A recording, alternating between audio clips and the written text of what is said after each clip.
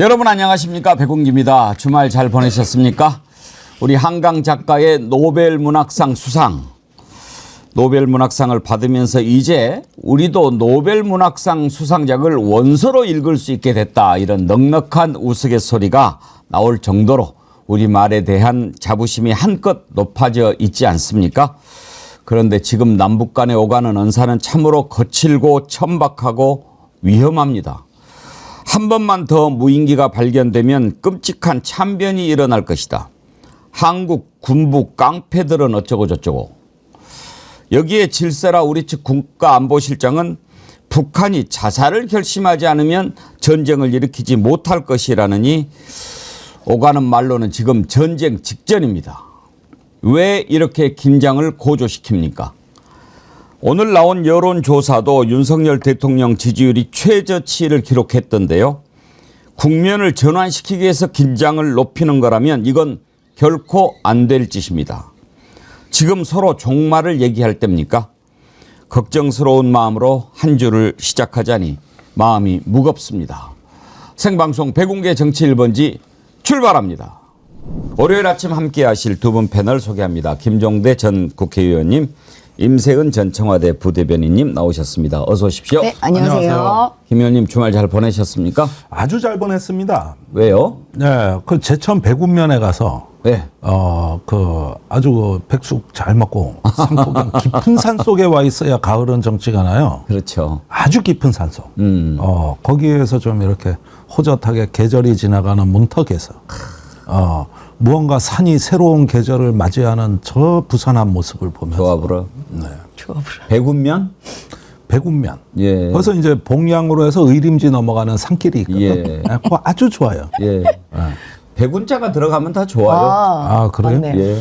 제가 백운면에 살았어요. 뭐. 아, 그러시구나. 백운의 기가 느껴집니다.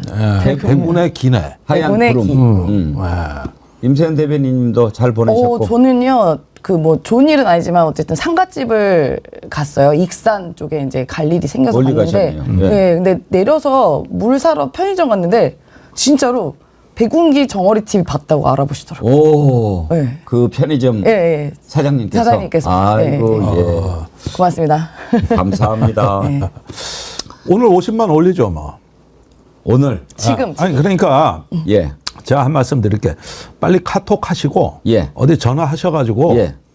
저기 오늘 50만 올려야 된다고 연락 좀 해주세요. 만약에 올라가는 저 추세를 봐서 제가 또 뭐 하나 터뜨릴 수도 있고. 그래서 야. 나는 올라갈 때 퀄리티가 좋아져. 그건 내가 여러 번 경험한 거거든요. 알겠습니다. 그러니까 좀 오늘 올려주시면 예. 저희가 보답합니다, 제가.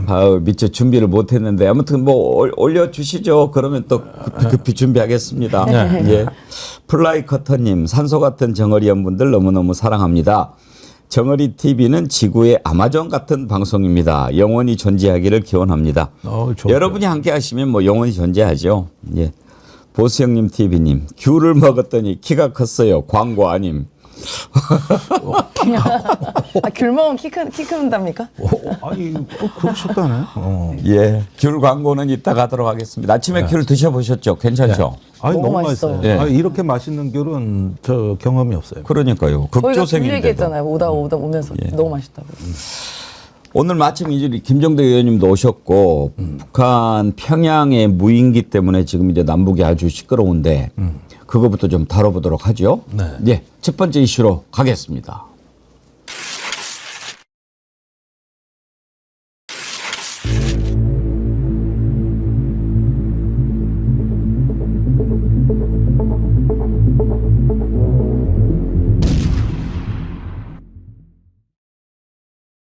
남북 간에 오가는 얘기를 들으면 이게 영 심상치가 않습니다. 평양에 무인기가 떴고 전단지를 살포했다라고 하면서 북한이 방송을 했습니다. 그래서 국회에서도 이거 어떻게 된 거냐라고 물어봤더니 김용현 국방부 장관이 처음에 우리가 보낸 일 없다라고 했다가 정회를 하고 돌아와서는 확인해 줄 수 없다 이렇게 얘기를 합니다.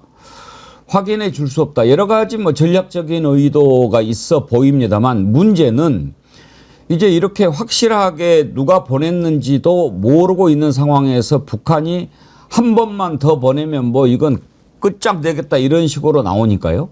그리고 또 우리도 그래 그러면 너네들 죽을 줄 알아 이렇게 지금 긴장을 고조시키고 있거든요. 바람직하지 않죠. 일단 국회에서 일어났던 상황부터 먼저 한번 보시죠. 이거 긴급사태 아닌가요? 그런 적이 없기 때문에 저희들이 상황을 지금 아직까지 상황을 지금 파악을 못 해가지고 네. 확인해 보겠습니다. 이 기본적인 입장은 이러한 북한 주장에 대해 사실 여부를 확인해 줄 수 없다. 이게 기본 입장입니다. 자, 김 의원님 생각하시기에 누가 보낸 것 같습니까?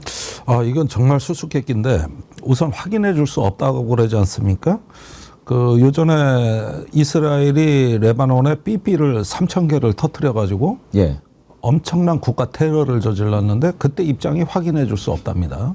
예, 예. 요즘 이걸 이제 회색지대 전쟁이라 그러는데 누가 행위자인지를 의도적으로 모호하게 가림으로써 상대방에게는 치명타를 입히고 공포를 고조시키되 자신의 존재는 모호하게 만들어버리는 예. 이게 요즘 세계적으로 대유행인 것 같아요. 그게 더 공포지요. 뭐. 그렇습니다. 예.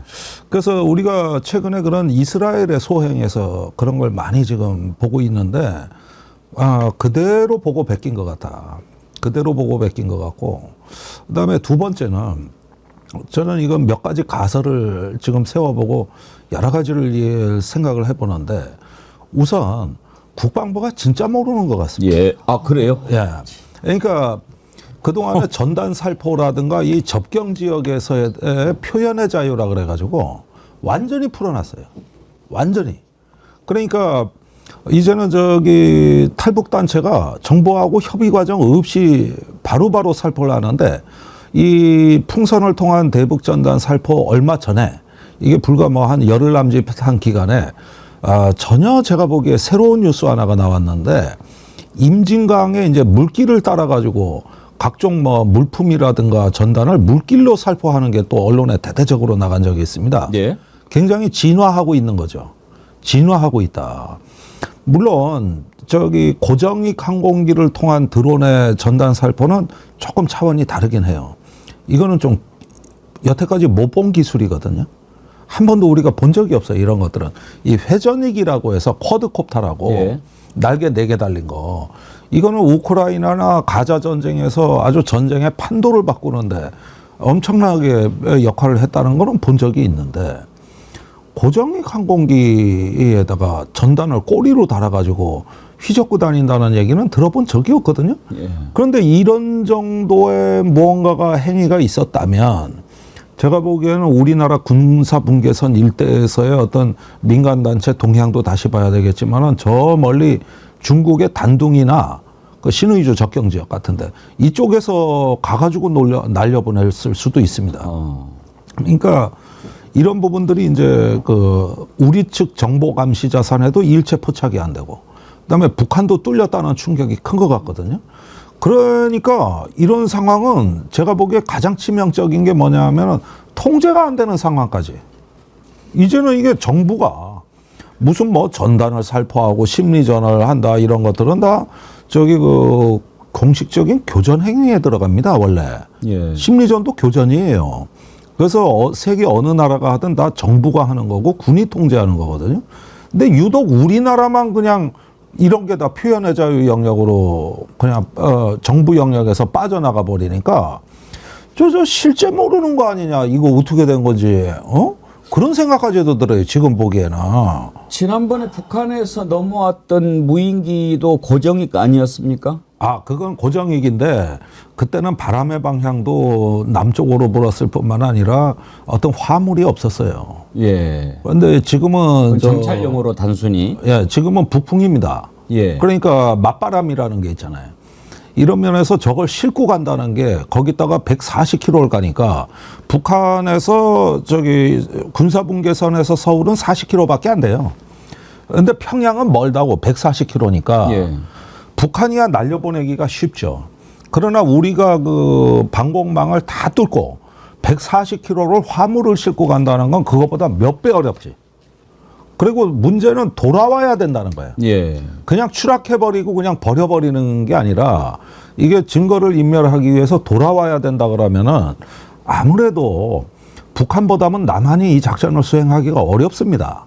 그런데 이제 그 북한에서 사진을 촬영해서 이렇게 보이고 B라는 조작된 것 같지는 않고 이렇게 보면은 이런 것들을 과연 누가 했겠느냐. 이거는 이제 민간 단체가 했다면은 자금과 기술이 많이 모여야 가능한 거고 정부가 하고도 안 했다 그러려면은 유엔 사령부의 그 책임 추궁을 피해야 되거든요. 그러니까 재작년 12월에 북한의 무인기가 5대가 왔는데 한 대가 용산을 뚫었어요. 그때 우리가 송골매 무인기 2대를 북에 올려보냈습니다. 그리고 바로 유엔사 조사가 들어와가지고 하루아침에 피해자가 피의자로 바뀌어요. 그렇군요. 예, 그러니까 이런 부분은 요즘 유엔사 권위가 엄청나게 지금 커졌기 때문에 만약에 정부가 보내면은 그것까지도 기만하고 보내야 되거든요. 방금 전에 우리가 그때 2대를 보냈다고 얘기하셨는데 당시에 그 2년 전에 북한 무인기가 침투했을 때 윤석열 대통령이 우리도 무인기를 보내라 그렇게 지시를 한 적이 있거든요. 그때 보냈던 겁니까 그러면? 예, 그랬답니다. 그러니까 이제 격추를 못 시키니까 궁여지책으로 보낸 거예요. 그런데 윤 대통령이 직접 지휘한 걸로 위신을 세운 거죠. 그러면 지금은 그때 이제 2대를 보냈다고 얘기를 하셨는데 전체적으로 이렇게 군사안보 전문가로서 보시기에 누가 어느 쪽에서 민간이 아니면 우리 군이 어느 쪽에서 보냈을 가능성이 더 크다고 보십니까? 자작극 가능성은 배제하겠습니다. 자작극일 가능성은 낮다. 예, 그건 배제하겠습니다. 예. 아니 조작할 게 없어서 그래. 자기네 존엄을 그러니까요. 집무실 위까지 날아가네. 예. 는 그런 어떤 그 집무실 그건 너무 위에서 심각한 평양의 자해죠. 중심국에서 그리고 북한이 이런 식의 자해 행위나 조작 행위를 한 것은 지난 한 3, 40년간은 본 적이 없어요. 그런 면에서는 일단은 배제할 해야 된다. 이 시나리오는. 그러나 영공이 뚫렸다는 걸 처음에는 조용조용했거든요. 처음에 3일 날 갔다는 거 아닙니까? 4일, 그 다음에 10일 이렇게 되는 거니까 3, 4일에는 대응이 없었어요. 이때는 사태 파악에 부산했던 것 같아요. 만약에 조작이라면 그때 나왔겠지. 그런데 3, 4일 날은 조용했거든. 그런데 이 처음에는 설마 하다가 저 비행체에서 삐다가 뚫어지고 보니까 이게 한 번, 2번 이러면서 우리 완전히 뚫렸구나. 이래가지고 이제 일이 커지기 시작한 거예요. 그렇게 보면은 이거를 저는 제일 유력하게 보는 거는 역시 비정부 기관이 하지 않았느냐 하는 생각이 좀 들어요. 이거는 그런데 돈과 그러니까요. 기술이 집약이 돼야 가능한 거예요. 단순히 풍선 보내는 수준 갖고는 안 되잖아요. 그거 갖고는 안 돼요. 이거는 정확하게 비행 항법이 다 돼야 되고 정확하게 떨어뜨려야 되고 그다음에 귀환을 해야 돼요. 풍선 같은 거 수거 안 한다고. 그러니까 이거는 차원이 다르죠. 그 정찰용 무인기 운용 반경이 100km밖에 안 돼요. 우리가 보유한 게 남한이. 근데 이게 그 평양까지 가려면 200km 이상의 갈 수 있는 무인기여야 되는데 없거든요. 그러니까 공식적으로 있는 게. 그러니까 이제 이게 파악이 어려운 지점이 바로 요 지점이 아닐까. 뭐 전문가 워낙 계시니까 아시지만 그런 게 있고 일단 저는 가장 큰 문제는요. 국방부에서 왜 이거에 대해서 정확하게 국민께 얘기를 안 해줍니까? 그러니까 굉장히 불안한 이슈잖아요. 어쨌든 그러니까 정부는 국민의 생명과 안전과 재산을 보호해줘야 되는 헌법적 가치가 있는데 제대로 된 대답을 국회에서도 안 해준다는 것은 실제로 정말 김종대 의원님 얘기하신 것처럼 파악이 안 됐거나 뭔가 숨기는 게 있다. 이 2가지로 저는 표현이 됩니다. 그렇게 생각이 됩니다. 그리고 윤석열 대통령이 그러니까 예전에 윤석열 대통령 친구라고 하는 국가인재개발 원장이 인터뷰에서 이런 말을 한 적이 있어요. 윤석열 대통령은 전쟁을 생각하고 있다. 그랬어요. 라고 말을 한 적이 있기 때문에 그런 불안 요소들이 전 충분히 있기 때문에 오히려 국방부에서 이걸 철저히 해명을 해야 우리 국민들이 불안해서 살 수 있겠습니까? 그러니까 이 부분은 통제할 의사도 없고 그런데 우리나라 대한민국 안전을 지금 탈북단체한테 다 맡겨놓은 거예요. 근데 그럴 기술이 있을까요? 아니 그러니까 이게 기술이라는 게 그렇습니다. 이게 어떤 탈북단체뿐만 아니라 이런데 이제 돈을 대는 외국 자본까지 들어오니까 그러니까 이런 면에서는 여러 가지 어떤 그 돈과 기술을 모아가지고 북한에 무언가 이렇게 도발을 할 수 있는, 이래가지고 한반도 정세 전체를 전쟁 분위기로 몰아넣을 수 있는 이런 모의는 가능하죠. 그리고 실제로 저도 사실은 이게 그냥 썰이라면 안 믿었을 것 같은데 막상 이 사태까지 오고 사진이 공개되는 걸 보니까 이 정도라면 상당한 수준에서 이루어졌구나. 이거는 의심 안 할 수가 없어요. 그리고 그 정도 하려면은 꽤 많은 돈과 그 기술 또 비밀 유지까지, 그렇죠. 이런 부분들이 다 준비가 철저히 된 거기 때문에 어쩌면은 민간이 하고 정부가 묵인했거나 아니면은 정부의 어떤 그 지원을 받아서 민간 단체가 했거나 네. 또는 순수한 민간 단체가 했거나, 시나리오는 이거 세 개밖에 없다는 거예요. 근데 그치? 군이 직접 나서서 뭐 막 발사하고 이랬으면 노출이 되기 때문에 상당히 어렵다고 보는 거죠. 근데 저는 여기 이 지점에서 그러니까 지금 우리가 청와대를 옮겼잖아요. 대통령실로. 근데 그 전에 우리 뭐 의원님도 그 계셔서 알겠지만 청와대에 NSC에 가면요. 항공 경로까지 다 할 수 있거든요. 그러니까 실시간으로 정말 화면이 엄청나게 많이 있는데 그건 24시간 그게 우리가 정찰을 할 수 있는 시스템이 되어 있어요. 근데 이거를 어떻게 모를 수가 있을까라는 그거는 생각이 저기 들거든요. 뭐냐면 MTCR이라는 건데 그 모든 군용기와 항공기를 3차원으로 다 관찰할 수 있고, 불난것까지 볼 수 있어요. 그다음에 불난것까지. 기종, 네. 그다음에 조종사하고 교신도 가능해요. 그 딱 그 커서를 그렇죠. 비행기에 지정하고 누르면은 통신도 가능한 어떤 그런 방공 시스템, 이런 어떤 통제 시스템을 말하는 건데, 이제 드론은 자꾸 저공으로 나르기 때문에 이거는 뭐냐 하면은 레이더에 잡힐 경우에 이게 비행기인지 새떼인지 구별이 잘 안 갑니다. 그래가지고 굉장히 오인하는 사례가 많고, 그 다음에 느리고, 이러다 보니까 이게 레이더로 보면은 새떼 같이 보인다고. 그냥 철새들 날아가는 것처럼. 그래가지고 그 MTCR에는 해당이 안 되는데, 이럴 경우에 이제 우리가 드론을 재작년에 뚫리고 나가지고 드론 사령부를 만들어서 엄청난 돈을 쏟아붓거든요. 그 감시 체제를 전부 다 완비해놨는데, 군에서 이건 북한에서도 그래 얘기하지만, 야 니들이 아니라면 날려보내는 걸 니들은 왜 못 잡았냐. 이렇게 또 김여정이 나온단 말이에요. 그러니까 이 부분은 솔직히 말해서 미스터리예요. 배동호님이 이런 글을 주셨어요. 제일 중요한 게 무인기 기술 아닙니까? 전투용으로 개발된 무인기를 민간에서 보유할 수는 없지 않습니까? 네. 그죠. 그러니까 이게 전문가 계셔가지고 제가 말씀드리기로 이제 저도 그냥 들어주신 걸로는 이게 날아가려면 글로벌 호크 뭐 요런 게 가야 가능한 건데, 그럼 사실상 선전포고 하는 거 아니냐라는 얘기가 있잖아요. 예, 예. 글로벌 워크는 그게 이제 채공 시간이 한 4시간에서 30시간까지 가는 중대형, 이게 유인기보다 더 커요. 그리고 아주 고고도에서 작전을 하고 장시간 채공합니다. 그래서 북한까지 갈 필요도 없이 워낙 높이 뜨기 때문에 우리 영공에서 대부분 작전을 해요. 그렇게 해도 상관이 없죠. 그런 거는 이제 고고도 무인 정찰기가 있고, 우리가 이제 후보 기종으로 꼽을 수 있는 건 사단급하고 군단급이 있습니다. 그 다음에 대대급이 있는데 그거는 너무 성능이 낮아서 일단 논외로 하더라도 최근에는 사단 군단급 무인기를 갖고 있는데, 이런 데서 어떤 장비나 기술이 유출됐을까? 굉장히 상상하기는 어렵지만은 일단은 워낙 지금 충격적인 사건이기 때문에 배제하지는 말고 가능성을 한번 검토를 해봐야 돼요. 가장 비겁한 거는 국방부가 확인해 줄 수 없다 그러는 게 아는 건지 모르는 건지 그 자체를 모르는데, 외신에서 이걸 보면은 이건 네타냐후가 요즘 하는 소행 그 짓거리가 있기 때문에 한국 정부가 했다는 뜻으로 받아들인다는 거예요. 그렇죠.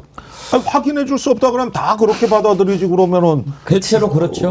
네. 노코멘트라고 하는 게. 네. 그런데 이제 문제는 우리가 보냈냐 안 보냈냐 이런 게 밝혀지지 않은 상황에서 남북 간의 긴장이 계속 높아지고 있다는 거거든요. 네. 지금 북한은 국경성 부근 포병 부대에 완전 사격 준비 태세를 지시했다고 이렇게 보도를 했습니다. 이건 어떤 의미가 있는 겁니까?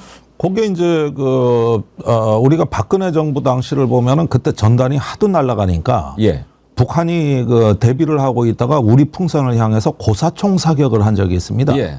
그 탄환이 연천 면사무소 또 앞마당에 떨어졌어요. 그래가지고 우리가 그때 그 교전 수칙이 즉각 대응하게 돼 있는데 이 탄피 신고를 받아가지고 비상이 해제됐는데 저기 우리가 포탄을 한 수십 발을 북한 진지 상공에다가 쏟아봤어요. 그러니까 북한군이 다시 비상이 걸려. 그렇게 되니까 북한군이 응사를 하면은 그걸 다시 응징해야 되기 때문에 대구 비행장에 F-15 전투기가 공대지 미사일을 장착하고 또 대기를 해. 그런데 그때 북한이 포를 쐈으면 그때는 F-15가 가는 거예요. 그러면 어떻게 되냐? 우리 항공기가 공대지 미사일로 이제 북한 진지를 때리는 이 사태까지 준비가 돼 있는데 그 직전에 멈춘 거예요. 만약에 때리면 전쟁이죠. 예. 그러면은 이번의 경우에는 어떻게 되냐 하면은 처음엔 전단이었어요. 두 번째는 이게 총탄으로 바뀌어요. 이게 저기 북한의 이제 포병부대에서 그 고사총이나 아니면 조금 더 화력이 높은 거 아니면 저기 사정거리가 긴 거 이런 것들이 이제 그 배치가 되면은 그러면 우리 이제 주력 자주포가 대응을 할 거고 그 다음에 항공기가 들어가는 이 순서인데 어느 단계에서 멈출 건가가 확실치가 않아요. 그런데 이제 북한 포병연대가 다 사격 준비 상태다. 이게 13일 날 밤 8시까지 사격 준비를 완비하라고 지시가 내려간 예. 거거든요. 그 전에 10일 날 그 무인기가 갔다 그런 거예요. 그러니까 12일 날 지시가 내려가서 13일 날 다 준비 태세가 끝났다 이거거든요. 그러면 여기도 대응 사격 준비를 해놔야 돼. 여기도 안 하면 안 되는 거예요. 아 여태까지 직관 끝이라고 말은 해놨는데 어떻게 안 합니까? 그러니까 이거는 우리가 신중하게 뭘 이걸 고민할 틈도 없이 마치 어떤 자동적으로 가는 시나리오로 만들어놨기 때문에 이건 저기 그냥 준비에 들어갈 수밖에 없어요. 이렇게 되면은. 아니 근데 저희 기억하시겠지만 이렇게 안보가 이렇게 불안한 상황들이 발생을 하는 게 지금 너무 이 안일하게 정부가 대응하고 있는 거잖아요. 기억하시겠지만은 그 청와대에 101단에 총탄 6발 없어진 거 기억하시죠? 예. 그거 아직도 못 찾았죠. 아직도 못 찾았죠. 아직도 못 찾았죠. 6발 도대체 어디 갔냐고요. 그거 못 찾았죠. 그다음에 옛날에 그 무슨 미사일 우리 실험하다가 우리 땅으로 다시 현무. 백한 사건 있잖아요. 네, 그것도 근데 사실 다행인 게 그때 민가가 없어가지고 다행이었던 거지. 등등 그다음 무인기 뚫린 거. 그러니까 지금 안보를 강조하는 보수 정권에서 이렇게 안보가 뚫리는 여러 가지 상황들이 발생하는 게 이게 불안한 거잖아요. 심지어 지금 무인기가 내가 보냈는지 안 보냈는지 뭐 누가 보냈는지도 모르고 파악도 못하고 있는 이 국방부의 상황이 우리가 믿을 수 있냐라는 거예요. 그리고 또 하나는 지금 윤석열 정권이 너무나 인기가 없고 이제 탈피할 수 있는 돌파구가 없다 보니까 혹여 전쟁 유발 상황을 발생시켜서 여당에 대한 그런 응집을 만들려는 거 아닌가? 라는 의심이 또 들죠. 지금 그걸 걱정하는 거예요. 예. 아니 그러니까 지금 네타냐후가 거의 쓰러지기 직전에 정부가 레바논 침공하면서 지지율이 폭등을 했거든. 거기에 저 이스라엘의 야당도 비판 성명을 못 내놓는다고 안보에 관한 문제니까. 예. 그러니까 네타냐후 독주 체제로 다시 돼버린 거예요. 이 정권 유지하는 데는 그것처럼 확실한 길이 어디 있습니까? 제가 그때 저 미국에 가 있었는데 유대인 줄리 씨 그 박사들하고 토론을 했다고 이 사람들이 한반도 평화에 그렇게 지지하고 같이 힘을 보태는 사람 그 사람조차도 레바논 침공하는데 환호를 지르더라고. 이런 거야. 이게 국가입니다. 이런 게 바로 국가예요. 그런데 그리고 나서 네타냐후의 독주 체제가 다시 확고하게 굳어졌어요. 그런데 지금 우리나라 올드 보수들이 윤 정부에 대한 불만이 뭐냐면 왜 안보 이슈를 제대로 못 써먹냐. 그게 이제 조갑제 TV 같은 데서 총선 지고 나가지고 아니 북한이 핵을 고도화하고 지금이 안보 이슈가 최고조로 끌어올려야 되는데 이상하게 윤석열 정부는 그런 걸 안 한다. 그러는데 이제 그 북한하고 이렇게 해서 한바탕 전쟁 위기 실험을 한번 해봤을 때 이게 국내 정치에 어떤 영향이 있느냐 이건 계산하겠죠. 원래 총선 앞두고 3월에 그렇게 하려고 그랬어요. 그랬는데 그때 긴장이 고조되자 옛날하고 다른 게 국내 주식값이 폭락했습니다. 그래서 2008년 금융위기 이후로 최대 낙폭이에요. 그것도 하루 이틀이 아니라 약 보름간 계속됐다고. 그러고 나서 이제 다시는 안보에 뭐 무슨 그 위기 고조하는 발언이 총선 끝날 때까지 없어진 거거든요. 근데 지금은 이 지정학적 리스크가 우리가 나라가 워낙 커져가지고 이런 부분들이 앞으로 국내 경제, 무역 이러는데 어떤 그 미칠 영향을 이 정권이 또 두려워해가지고 못했던 겁니다. 근데 지금에 와가지고 그 북한이 어떤 거 뭐 저렇게 위협했다는 걸 명분으로 삼아서 이때다 싶으면은 이건 또 어떻게 되는지 요거 지금 정신 바싹 차려야 됩니다. 우리가 지금 상황이 이렇게 되니까 국민들 걱정이 오죽 크겠습니까? 제비꽃님, 선거에 이용하고 윤석열 지지율 올리고 명태균 관심 북으로 돌려야 선거에도 이길 수 있고 윤건희 지지율도 올리려고 하는 거 이런 거 아닐까요? 정필성님, 김건희 조만간 군복 입고 전방 시찰 나갈 것 같은데요. 맞네. 지시하셔야지. 지시하셔야지. 이게 자칫 이제 무력 충돌까지 가게 된다면 상황이 걷잡을 수 없게 되지 않겠습니까? 김병주 민주당 의원이 최고위원회의에서 한 발언 한번 들어보시죠. 네, 한반도 안보 사항이 위기로 치닫고 있습니다. 무력 충돌까지 예상이 됩니다. 북한인민군 총참모부가 국경선 부근 포병연합부대에 완전 사격 준비를 지시했다고 조선중앙통신이 어젯밤 보도했습니다. 남측 무인기 침범을 주장하며 도발 수위를 높이는 겁니다. 앞서 김여정 북한 노동당 부부장은 남측의 무인기가 다시 북측 영공을 침범하면 강력하게 대응 보복하겠다며 위협했습니다. 이런 가운데 북한의 대남 오물풍선도 계속 진화하고 있습니다. 심지어 GPS가 탑재된 오물풍선까지 발견되고 있습니다. 특정 위치에서 터뜨릴 수 있다는 얘기입니다. 무기화 가능성을 시사하는 중대한 위협입니다. 이 같은 북한의 도발 행위를 강력히 규탄합니다. 그런데 윤석열 정권은 위기 관리에 손을 놓고 있는 모습입니다. 무책임하고 무능한 태도입니다. 지난 5월 시작된 대남 오물풍선에 대해 정부는 신고해 달라는 것 외에 아무런 대책을 제시하지 못하고 있습니다. 강화도를 포함한 접경지역 주민들은 지난 7월부터 시작된 대남 확성기 방송으로 인해 고통과 공포에 시달리고 있습니다. 국민의 안전을 최우선적으로 책임져야 할 정부는 도대체 어디에 있는 겁니까? 윤석열식 강대강 대치는 결국 한반도에 일촉즉발의 사항을 초래하고 있습니다. 그 피해는 고스란히 우리 국민이 감당해야 합니다. 김종대 의원님, 우리 걱정해야 됩니까? 근데 이걸 한번 보시죠. 예. 윤석열 정부는 이런 사태에 정말 준비 안 된 정부예요. 그리고 지금까지 뭐 군이 열심히 뭐 훈련을 하고 연구를 하고 했던 거는 다 중후장대한 이런 어떤 무기가 충돌할 때 상황을 대비한 거지, 이렇게 무슨 무인기, 풍선 이런 것들은 있을 때마다 쩔쩔매고 다 실패했어요. 지금까지. 그거는 그저 매뉴얼에 없다는 이유로 대비도 못하고 있습니다. 풍선에 대해서는. 그러니까 이런 사태에서는 어떤 그 누가 우세한지가 뭐 무기는 우리가 많다 그러지만 누가 우열을 가리기도 힘들고, 그다음에 이게 전쟁 같기도 하고 아니기도 한 회색지대, 이게 그레이존에서의 어떤 분쟁이라는 거거든요. 이런 상태에서 일단은 우리 정부는 그 북한을 뭐 욕하고 규탄하고 우리도 뭐 또 반북 여론몰이 이런 거는 쉬워. 그러는데 이걸 어떻게 대비해야 되는지 몰라. 우선 사태를 파악을 못한다고. 사태를 파악을 못해요.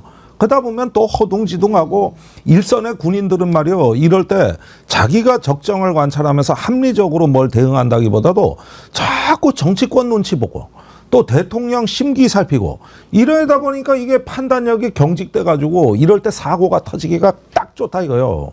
이럴 때가 맨날 그냥 등 떠밀어 가지고 우리 장병들 위험한데 앞으로 등 뒤에서 등 떠밀어 가지고 끝까지 대응해. 그러니까 자기가 보기엔 대응할 상황이 아닌데 이런 정치적 분위기 때문에 강경하게 나갈 수밖에 없는 이런 경직된 군대가 이게 쫙 깔려 있으니까 무슨 위기 관리입니까? 위기 관리는 아무 일 없기만 바랄 뿐이지. 전쟁이 안 나야지 이기면 뭐 합니까? 맞습니다. 다 망하는 거죠. 같이 죽자는 거죠. 이게 사실은요. 근데 진짜 그 내부에서 뭔가 이렇게 새는 게 느껴진단 말이에요. 보통은 지금 정부가 이제 중간 정도 되지 않았겠습니까? 그러니까 레임덕보다 더 심각한 상황이잖아요. 그러면은 보통은 특히나 그 공무원 집단들은요, 이게 정부가 힘이 떨어지면요, 죄송한 얘기지만 그냥 아무 일 안 합니다. 그냥 일 안 해요. 위에 눈치 보고 일 안 해요. 그러니까 어디다 줄 섰지? 어디서 선을 대지? 이것만 걱정하지 않았는데 그게 이제 국내까지 이제 침투를 한 거죠. 그런 사상이. 그러니까 이게 우리가 안보가 불안한 거고요. 또 하나는 그러니까 우리가 경제가 사실 불확실성이 가장 큰 리스크인데 지금 너무 불확실해요. 이 정부에 대해서. 그러니까 누가 투자를 하고 누가 돈을 쓰겠습니까? 저는 딴 거 필요 없고 요전에 실제 일어났지만 북한 풍선이 영종도 인천공항으로 날아갔어요. 네. 그때 15분간 이착륙 금지됐습니다. 예. 그거 굉장히 큰 겁니다. 저기 뭐 15분 보고 그럴 수도 있지. 아니 15분간 이착륙되면 인천 상공에서 빙빙 돌고만 있었다는 얘기인데 그게 이 공항 안전에서 가장 주목할 사건이에요. 큰 것도 필요 없어요. 뭐 꼭 총싸움을 해야 뭐 위기가 아닙니다. 이런데 이걸 이제 군사 용어로 가치 표적이라고 하는 게 있어요. 밸류 타겟. 예. 이게 뭐냐면은 상대방이 지켜야 될 가치가 너무 높은 표적을 얘기하는 거거든. 대컨대 인천공항 같은 거, 김포공항 같은 거, 여기 서울 전체가 가치 표적이라고. 그러니까 이럴 경우에는 우리가 북한에 비해서 안보 비용이 굉장히 높은 거예요. 그렇죠. 북한은 저기 뭐 이럴 것이 개성 좀 없죠. 있고 수도가 저 북쪽에 있기 때문에 뭐 파괴될 만한 게 별게 없다고. 반면에 우리는 이쪽에 전쟁터 한복판에 2,300만 명이 살아. 거기에다가 대한민국 심장 관문이 다 있어. 그러면 누가 피곤하겠냐. 이래가지고 이게 표적의 가치가 달라지기 때문에 풍선을 지금의 한 4배, 5배만 뿌려도 이게 감당이 안 된다고. 감당이 이게. SE 장님, 선제 타격 운운하는 윤석열 좀 어떻게 해주세요. 19살 아들내미 몇 년 안에 군대 갈 텐데 진짜 너무 걱정돼요. 왜 아니겠습니까? 근데 지금 남북 간에 오가는 표현들을 보면 이게 원래 말이 서로 에스컬레이트 되면서 이제 싸움이 나는 거 아닙니까? 근데 오고 가는 언사들이 아주 거칠기가 짝이 없고 또 하나 이제 제가 좀 걱정이 되는 부분은 얼마 전부터 북한이 우리나라를 호칭할 때 그동안에 남조선이라고 그랬는데 이제는 한국, 대한민국 그래요. 네. 우리나라 국호를 정식으로 불러주니까 이게 좋은 것 같아도 사실은 그 뜻이 아니죠. 그렇죠. 이게 이제 공포를 보장하는 두 개의 국가라 그래서 이제는 전쟁이 나면은 동족이 아니니까 맘 놓고 이제 파괴하겠다는 남조선, 뜻이에요. 북조선 한 나라가 아니다 이거죠. 선언했습니다 이미. 예. 예, 이미 선언했습니다. 그런 차원에서 그러니까 약간 지금 적국처럼 돼버린 거예요. 호적을 정리해버린 거 아닙니까? 그렇게 하면서 이렇게 올리니까 아, 이놈들 이거 정말로 이러다가 어떻게 하려고 그러나 막 그런 걱정이 돼요 사실은. 참 북한의 현실도 암담합니다 지금. 그런데 싸우는 말의 수준들이 너무 저열하고 자극적이라서 없는 분쟁을 만들어서 이렇게 하는 것 같아 매우 안타까운 일이죠. 그 예전에 문재인 정부 시절에는 북한에서 도발을 하더라도 다음 날에 뭐 주식시장이나 이런 게 영향이 전혀 없었어요. 그러니까 왜냐하면 그만큼 약간 믿음이 있었다고 해야 되나? 그 전쟁 절대 안 날 거야 라는 믿음이 있어서 시장이 흔들리지 않았는데 지금은 북한 도발하면요 다음 날 난리 납니다. 이제 아니, 믿음이 지금은 없어졌어요. 지금은 믿음이 아예 없어졌어. 우선은 미국도 우크라이나 가자에서 쩔쩔매는 걸 보니까 한국에서도 네. 패권국의 강대국 정치가 지금 불안해졌다는 거. 거기에다가 저기 정부가 통제를 못한다는 거. 이런 게 이제 과거하고는 달라졌기 때문에 약간의 충격이 도미노처럼 이렇게 그 붕괴 효과를 일으키는 거죠. 예, 내일 또 주블리 안보 특강이 있으니까 그 내용을 좀 더 자세히 알아보도록 하겠습니다.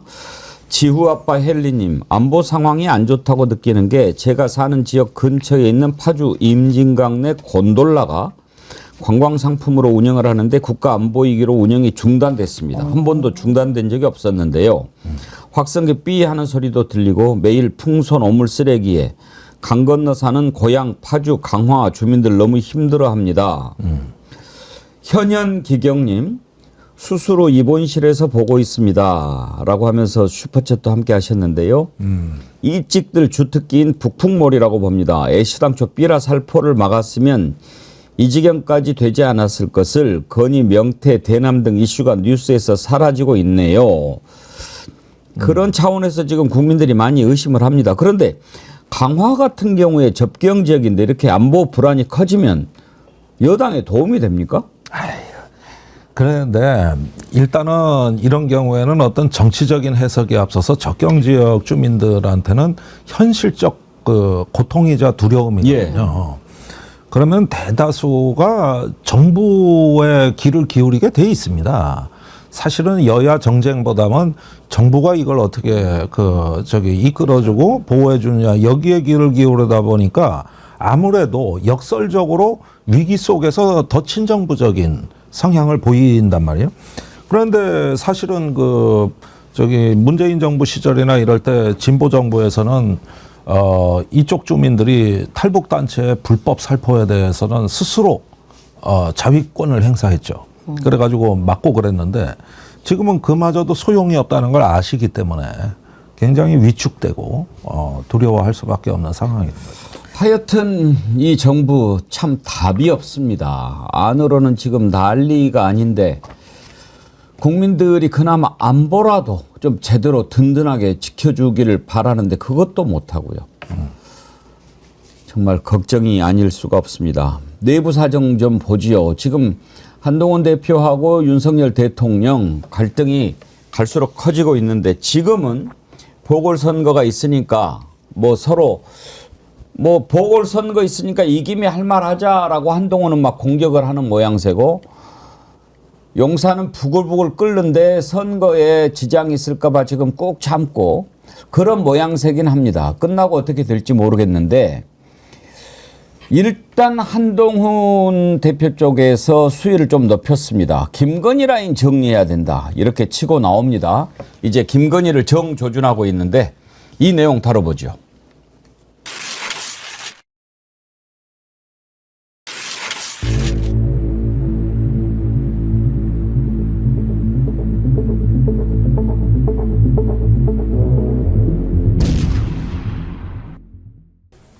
공적 지위가 있는 사람이 아니잖아요. 그런 분의 라인이 존재한다고 국민들께서 오해하시고 언론에서 기정사실로 생각하는 것 자체가 저는 이 국정의 신뢰에 도움이 되지 않는다고 생각해요. 그러니까 그런 라인은 존재하면 안 됩니다. 김건희 라인, 임세연 대변인님. 네. 김건희 라인 얘기를 저그들이 먼저 꺼내네요. 그러니까 여기는 재밌는 게요. 국민의힘은 탄핵을 자기들이 먼저 이야기해요. 민주당이 먼저 얘기하잖아요. 탄핵하면 안 된다. 탄핵을 이야기하고 김건희 라인 얘기를 본인들의 입으로 얘기합니다. 재밌는 집단인 게 자기들끼리 싸울 때는 팩트로 공격을 해요. 근데 지금 여러 가지로 전당대회 때도 마찬가지잖아요. 자기들끼리 싸울 때는 팩트로 공격하지 않습니까? 근데 지금 구체적으로 내가 7간신 얘기까지 나옵니다. 7간신. 7간신. 네, 7간신 얘기 나오는데 대통령 소속 비서관 LC, CC, K, 선임행정관 K, 행정관 H, K, 전직 비서관 K. 쫙 7간신 얘기가 나와요. 아는 분도 있고 안 아는 분도 있으실 거라고 저는 알고 있는데 이런 게 사실 존재한다는 것 자체가 말이 안 되고 상식적이지 않는 거죠. 예를 들어 반대로 한번 생각해 보시면 문재인 정부 시절에 김정숙 라인이라는 게 있었습니까? 그러면은 지금 민주당에도 김혜경 여사 라인이라는 게 있습니까? 그러니까 어떻게 대통령도 아니고 대통령 그러니까 선출되지 않은 여사가 이렇게 라인이라는 게 존재할 수 없는 게 좀 말이 안 되고요. 그런데 문제는 이 여권 관계자는 또 이렇게 말을 해요. 오히려 김건희와 친분이 없는 인사는 죄다 물갈이가 되고 김건희 씨와 친분이 있는 사람들은 이 2년 반, 3년 가까이 정권이 유지되고 있다라는 말이 여권 관계자에서 나옵니다. 저는 이제 이런 말이 계속 나오는 게 레임덕이 이미 줄줄줄줄 시작되고 있다. 왜냐하면 내부자의 폭로가 이어지게 되는 게 레임덕 시작이거든요. 그래서 앞으로 저는 흥미진진하게 지켜보고 있고 이게 이제 얼마 정권이 멀지 않았다라는 신호탄으로 보입니다. 우리 저거리 TV에는 임세은 라인은 있잖아요. 임세은 라인 백운. 고맙습니다. 임세은 라인 백운기. 네. 제가 라인이죠. 제가 백운기 라인이죠. 그런데 한동훈 대표가 여사를 이분 저분이 아니라 사람이라고 낮춰버렸어요. 맞네. 국정에 개입해서는 안 되는 사람 아닙니까? 아하. 예. 여기 그냥 주목하셨네요. 나온 건가? 이게 보통 국정에 개입할 수 없는 분이죠. 이렇게 얘기한 게 저라도 그렇게 얘기했을 거거든요. 그러네요. 근데 그렇게 해서는 안 되는 사람 아닙니까? 어째 느낌이 좀 싸하지 않아? 다시 한번 들어봅시다. 그 말씀을 듣고 보니까 또 그거를 또 주목을 해야 되네. 역시 김종규 그 의원님. 뒤에 말도 잘 들으세요. 예, 한번 들어봅시다. 예. 공적 지위가 있는 사람이 아니잖아요. 그런 분의 라인이 존재한다고 국민들께서 오해하시고 언론에서 기정사실로 생각하는 것 자체가 저는 이 국정의 신뢰에 도움이 되지 않는다고 생각해요. 그러니까 그런 라인은 존재하면 안 됩니다. 일단 뭐 사람으로 보기는 하네요. 예. 그러니까 아니, 그렇죠. 사람이긴 하죠. 아니 그것까지 봐줘야지. 예. 그랬는데 아니 사람도 아니라고 그런 사람들이 많아가지고. 그렇죠. 그런데 우리가 아무리 뭐 정치도 좋지만 그 좀 뭐 그 정도는 지켜야 알겠습니다. 예. 그런데 저 말투에서 굉장히 냉소적입니다. 그러니까 사람이라는 말부터 저는 딱 꽂혀요. 그 뒤에 쭉 나가는 얘기는 사실은 들으나 마나예요. 이미 저렇게 보는 거예요. 그래가지고 저기 한동훈 대표는 한때 대표되기 전에 야인일 때 대통령한테도 그 사람 저 사람 그랬어요. 이렇게 보니까 이 한동훈 멘탈의 독특한 건 뭐냐면은 정치적 의리란 개념은 없어요, 이분이. 그리고 굉장히 뭐 자기 딴에는 법리와 뭐 어떤 그 분석으로 본인은 저기 그 사고한다는 이런 걸 자꾸 내보이다 보니까 저 얘기는 말이죠.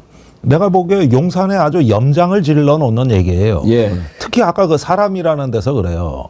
대통령실은 누구도 저런 표현 못 씁니다. 그러니까 아주 염장을 지르는데 계산된 발언이다.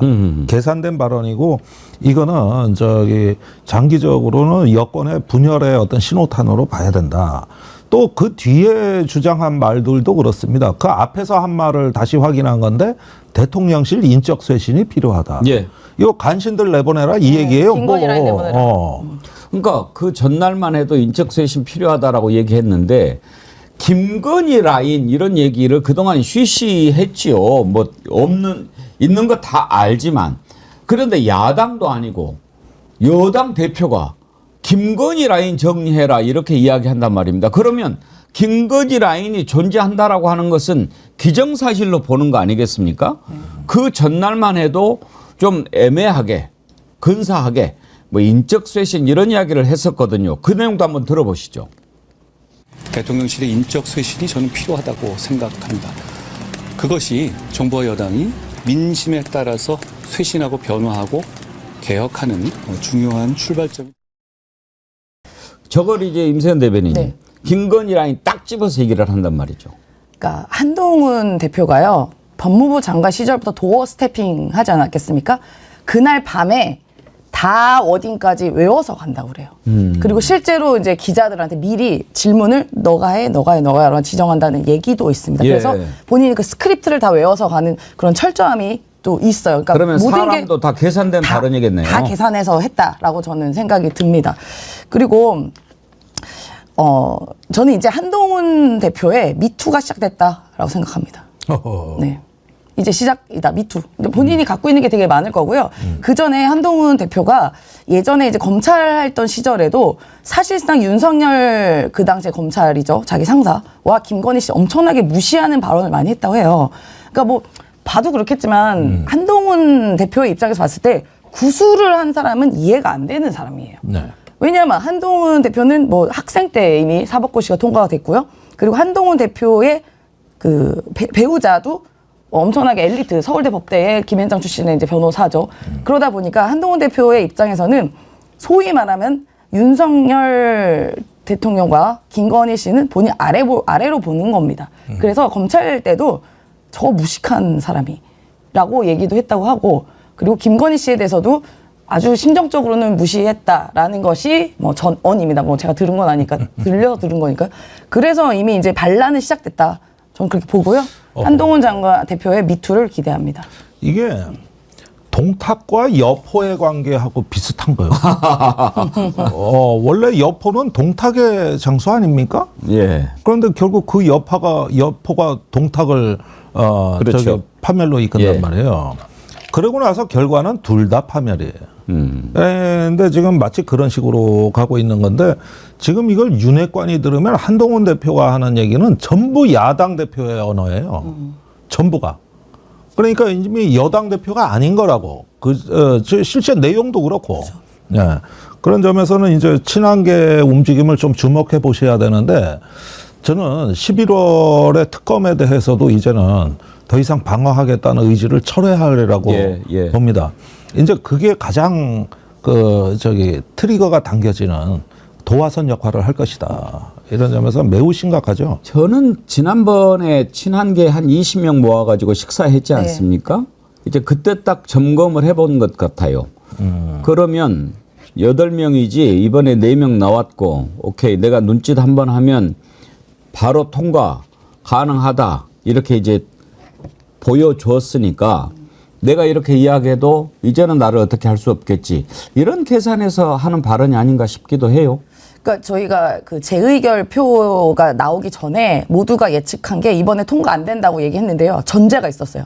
이번에는 안 된다. 예, 그런 시그널들이 있었고요. 그리고 이번에 이제 20명이라면 사실 더 많이 있었다고 합니다. 그러니까 오고 가고 해서 한 26명 정도가 이제 왔다 갔다 하라고 보거든요. 근데 저는 이 시기가 매우 절묘한 게 윤석열 대통령 부부가 없을 때였어요.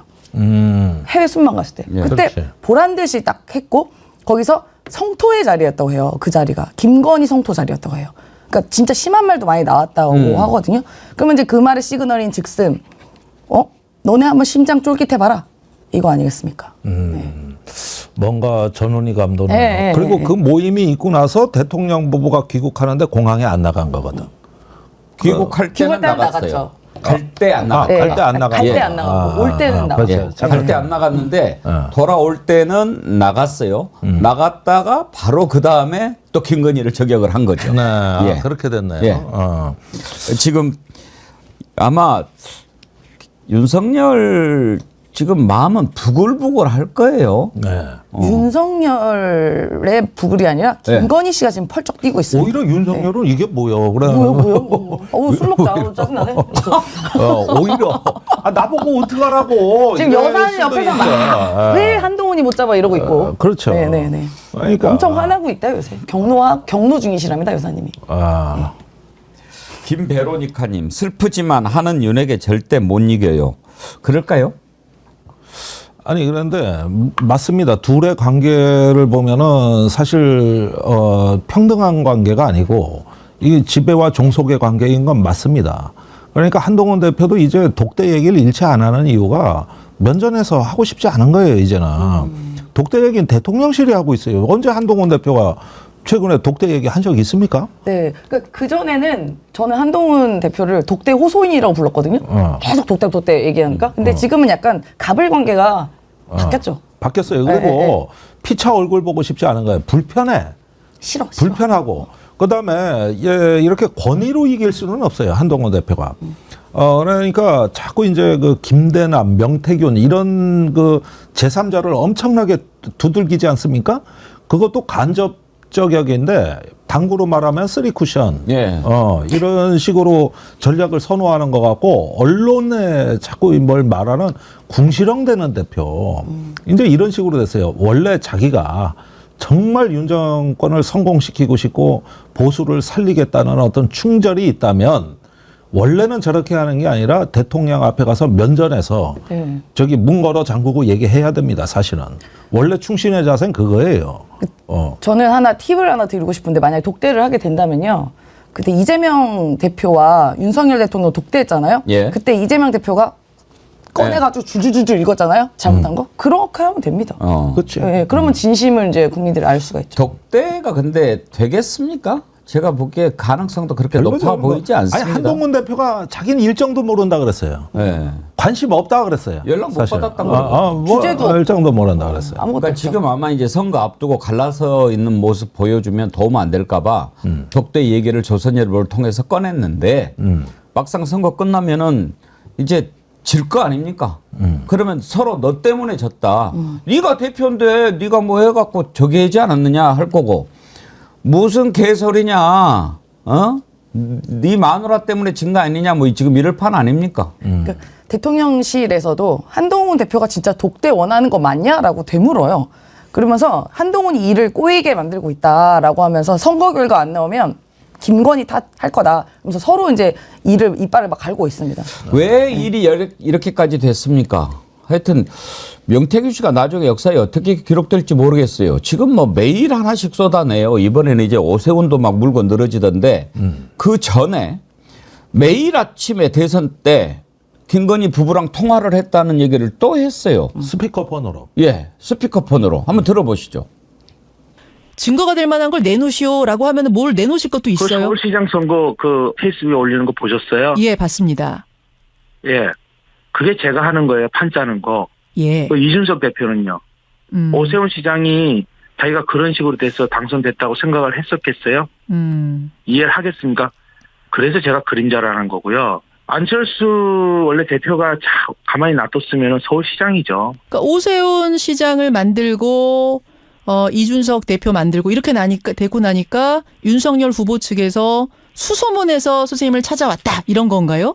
오세훈 시장과 이준석을 만들었으니까 당연히 그쪽에서 저를 찾으러 다니지 않았겠습니까? 언론에 제가 그렇게 분명히 얘기했고 그게 사실입니다. 수소문을 해서 찾아와서 처음 만난 날이 6월 18일이 되는 거고요. 네, 맞습니다. 예. 그리고 그때부터는 한 6개월간을 수시로 전화 통화하고 뭐 아침은 물론이고 낮에도 전화를 주고받으면서 여러 가지 조언을 주셨다는 말씀이에요. 네, 맞습니다. 예, 그런 그림자 역할. 대통령 네 분이 입당에 대해서 물어보셨어요. 아, 그럼 그때는 혹시 만나서였습니까? 아니면 전화? 아니요, 스피커폰으로 아침에 전화 오세요. 두 분이 같이 들으시니까. 아, 무조건 스피커폰이었군요. 두 분이 같이 들으셔야 되니까. 네네. 지금 인터뷰를 들어보니까 그동안에 말하는 표현과 조금 다른 것 같아요. 그전에 이렇게 몰래카메라 이거 하고 그럴 때 막 디비지건만 막 이런 얘기 하던데 오늘은 좀 점잖게 하네요. 그냥 뭐 이제 지상파 생방송은 처음이거든 저게. 그렇죠. 그렇죠. 예. 어. 그러니까 조금 거기에 맞게 모처럼 절제력을 발휘한 원래 이분이 저 로고레리아라고 그 용어가 있어요. 전문 용어. 그 병적 다변증이라고 번역이 되는데 자기 말을 자기가 못 끊어요. 진짜 맞아. 자기 말을 못 끊어. 그래는 어떤 그 증상이 그래서 보통 인터뷰는 뭐 기자하고 3시간에서 5시간 해요. 안 끊어지니까. 그랬는데 이번에는 이제 처음으로 지상파 생방송 인터뷰를 처음 한 거예요. 그러니까 아무래도 조금 약간 단정한 모습으로 모처럼 넥타이 메고 나왔다. 이렇게 보셔야 될 것 같아요. 저 참고로 하나 말씀드리면 명태균 님이랑 저랑 문자를 주고 받았는데 백운기 앵커님 팬이랍니다. 정말로요? 네, 저한테 문자 있어요. 한번 읽어줘봐. 아니 진짜 제가 그 백운기 정어리 TV 아시냐 물어봤더니 네. 백운기 앵커님 팬입니다 이렇게 왔어요. 아이고. 기분이 어떠십니까? 아니 빨리 그럼 모시고 싶은데. 글쎄. 예. 지금 전화 통화가 안 되더라고요. 전화에 꺼져 있더라고요. 아 그래요? 네, 문자는 저한테 와긴 했는데. 국회 네. 동행명령장 발부 이후로는 통화가 안 된다는 얘기가 들려요. 그러면 답장을 한번 좀 제 대신 해주시겠습니까? 네. 제가 정말 감사하다고 전해 주시고 예. 제 팬이시면 우리 정치 1번지 한번 출연하시라고 그러면 한번 이런저런 얘기 예. 한번 나눠보자고 좀 전해주십시오. 네, 전해드리고 감당이 안 되실 건데. 제가 동행해서 잘. 모시고 오겠습니다. 동행 명령으로 동행해서. 쉽게 감당이 안 되실 걸. 네, 진짜 말씀 진짜 많으시긴 해요. 아니 뭐 감당이 되는지 안 되는지는 일단 만나봐야 알지요. 뭐. 그건 그래요. 예. 제가 김종대 의원님도 감당이 안 되는데 뭐. 또 그럼 어떻게? 그런데 이렇게 보셔야 됩니다. 지금 명태균 사태는 일종의 어떤 전술핵이 터진 거예요. 피해 범위가 넓잖아요. 이런 거는 한 발의 폭탄으로 넓게 퍼지는 거는 전술핵밖에 없어요. 그러니까 이런 상황에서 그 명태균 씨는 본인 입으로 아까 오세훈 시장을 얘기한 거는 자기가 지금 판을 짜고 있다는 분명히 발언이 그렇게 나간 겁니다. 그러니까 이제 오세훈 시장, 뭐 홍준표 나오죠. 시장, 네. 안철수, 뭐 나경원 등등 해가지고 이 투쟁의 판은 내가 짠다예요. 이건 누구한테 양보할 어떤 사항이 아니고 설계사는 나다. 이렇게 해가지고 쭉 그 판을 짜나가고 있다는 걸 본인 입으로 스스로 얘기를 한 거다. 그런데 여기에서 가장 큰 리스크는 뭐냐 하면 여론 조작 여부입니다. 우선 어떻게 앞서 나가던 안철수가 오세훈한테 졌냐. 어떻게 앞서 나가던 나경원이 이준석한테 졌냐. 이걸 갖고 있다는 거거든요. 그리고 그런 정보를 갖고 난 지금 판을 또 짠다는 얘기예요. 이게 이제 본인이 최근에 며칠간 얘기한 것의 전부죠. 진짜 저는 신기한 게 어떻게 보면은 지금 국민의힘의 이른바 보수라고 하는 사람들의 대단하신 분들 아닙니까? 이분이 이름만 들어도 아는 정치인들이잖아요. 다 뭐 대선 후보였죠. 서울시장이었죠. 대통령 부부잖아요. 누구나 아는 이런 사람들이 어떠한 특정 사인에 이렇게 깊숙이 연루되고 그 과정에 혹여나 불법적인 상황이 있을 수도 있다라는 게 전 이게 가장 큰 비극이고 문제라고 봅니다. 그래서 국민의힘이 그렇게 후지게 정치를 하고 있는 거 아닌가라고 생각이 들어요. 예를 들면요, 민주당에서도 대선 후보, 예를 들어 이재명 대표라던가 뭐 쭉 있잖아요. 그 사람들이 어떤 사인에 연루된 사람이 있습니까? 없잖아요, 저희는요. 네. 그러니까 정치를 그동안 이렇게 했구나라는 생각이 들어서 매우 참담한 노릇이죠. 아니, 거기에다가 이런 명태균 씨가 던지는 미끼에 다 나경원, 낚여요. 김재원 등이 덥석덥석 그 미끼를 문다는 거예요. 네. 그러면 실제로 내부에 잠재된 어떤 그 불공정에 대한 그 분노는 있었던 거거든요. 그러니까 툭 던지니까 툭 나온다. 이게 뭡니까? 그러니까 그거는 애시당초 참고 살아서 그렇지 이 당이 그러면은 뭐 공당으로서 투명하게 공적 시스템이 작동됐냐? 이거를 미끼 던지면은 다 그렇게 얘기를 해요. 그래서 나경원도 의혹제기라고, 김재원도 의혹제기하고, 그 다음에 이제 안철수 의원이나 김종인 의원은 발을 빼는 분위기인데 그렇죠. 네. 그렇게 쉽게 안 빠진다는 거예요, 이게. 아무튼 지금 명태균 씨가 물어뜯는 사람이 하나둘이 아닙니다. 윤석열 부부부터 지금 이제 홍준표까지도 홍준표, 오세훈, 김종인, 안철수, 나경원, 이준석, 김진태도 나왔으니까 나오고 또 이제 경남도지사 강원도지사. 그 누굽니까? 박완수. 박완수 다 걸렸어요 지금. 다 걸렸죠. 윤한홍. 네, 다 있습니다. 근데 저는 진짜 신기한 저는 이 과정에서 제일 신기한 게 김건희 씨예요. 김건희 씨. 도대체 얼마나 가깝길래 전화기를 바꿔주죠? 그러니까 보통은 자기 전화기가 프라이버시가 굉장히 강하기 때문에 내 전화기 함부로 누구한테 안 빌려주잖아요. 근데 명태균 씨랑 전화기를 공유할 만큼 그렇게 친해요? 그랬어요? 김종인 대표가 얘기하잖아요. 그렇죠. 명태균 씨가 전화해서 받았더니 김건희 씨를 바꿔주더라라고 이야기를 하거든요. 그러니까 전화기를 공유를 한다? 그럼 뭐죠 도대체? 아니 그러니까 어디까지 봐야 돼 우리가? 거의 뭐 원팀이라고 봐야 되는데, 근데 이거는 제가 보기에는 그래요. 지금 명태균 씨는 윤석열 대통령 보고라는 현재 살아있는 권력이 아니라 문제는 미래 권력까지 다 죽이고 있어요 지금 이 사람이. 국민의힘에 조금 그래도 뭐 앞으로 나올 만한 사람들 손보고 있는 거라고 지금. 지금 이 상황에서 거론되지 않는 사람이 딱 한 사람이란 말이에요. 명태균 안 묻은 사람 하나 있습니다. 한동훈이잖아요. 네. 그러니까 그 사람은 지금 좀 자유로워. 이거 지금 뒤에 한동훈이 있나 이런 얘기도 지금 나올 판이거든요. 자, 지금 대한민국을 발칵 뒤집어 놓은 명태균 논란. 명태균 씨가 내 팬이라고 그랬으니까 이제 좀 뒤에 님자를 붙여줘야 되겠는데. 명태균 씨라 그러세요. 명박사 논란. 명선생. 예. 가장 먼저 그 의혹을 보도한 뉴스토마토의 박현광 기자. 우리가 오늘 2부에서 모셨습니다. 여러분 기대해 주십시오. 네. 자, 김종대 의원님, 임세현 대변인님 두 분 오늘 고맙습니다. 감사합니다. 수고하셨습니다. 고맙습니다. 예.